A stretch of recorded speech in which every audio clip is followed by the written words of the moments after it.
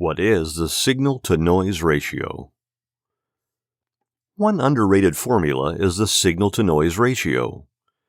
This is a common concept discussed in engineering.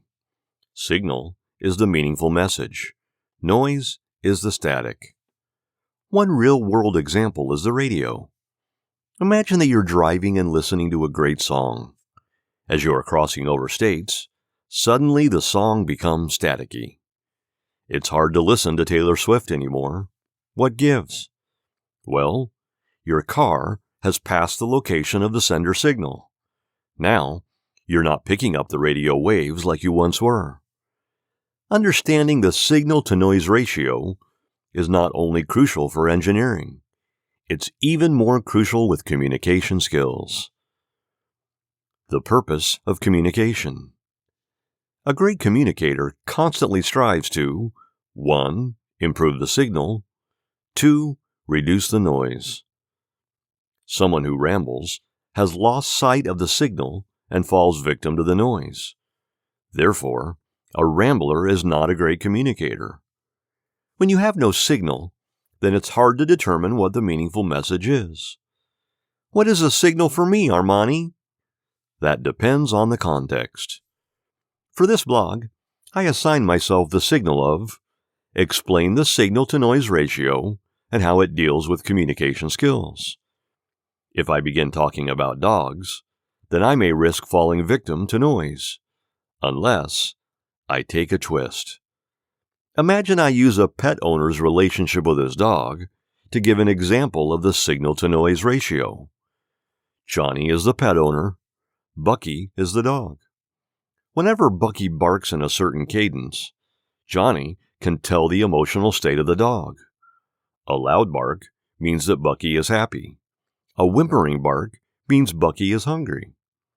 Johnny's friend, Jacob, is unable to spot the emotional states of Bucky based on the cadence of the barks. Jacob views a loud bark and a whimpering bark as the same.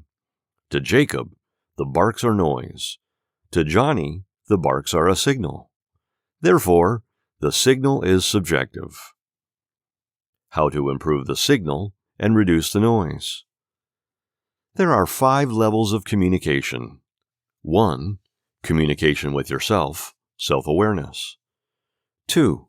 One-on-one communication, conversation. 3. Many-to-many communication, group interaction. 4. One-to-many communication, public speaking. 5. Human-to-machine communication, media.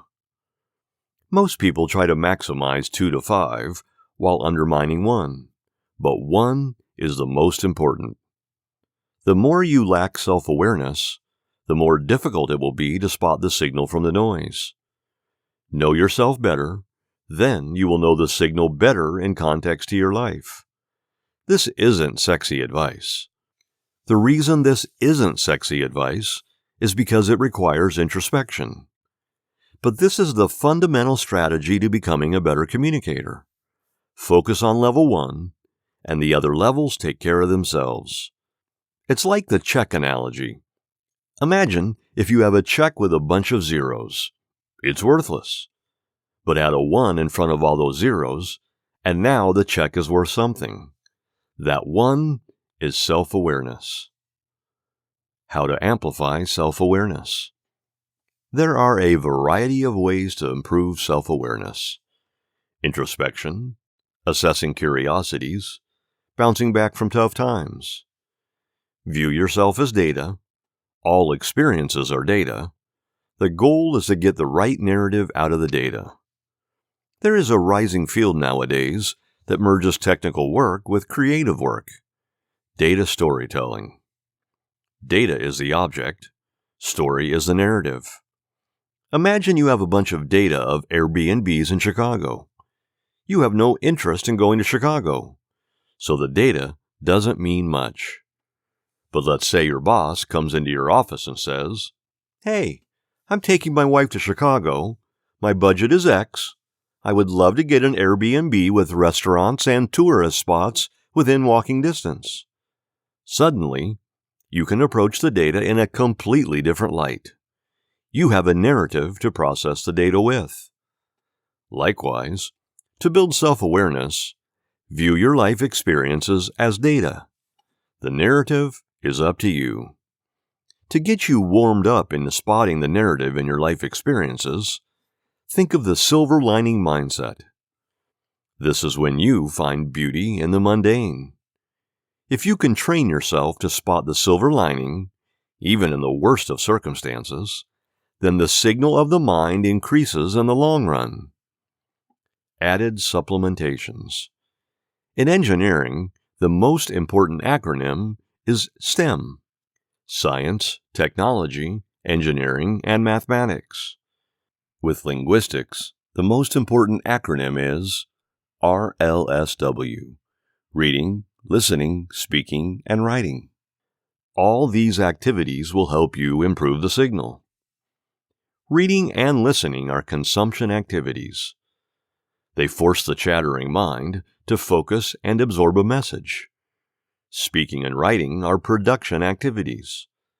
They force the mind, breath, and body to align toward producing something of value. All the RLSW activities are intertwined, sort of like the ligaments in your body. If you work out one, ironically, you are working out the other parts. So, start off with the letter or letters that resonate with you, then build from there. Over time, the noise will gradually reduce.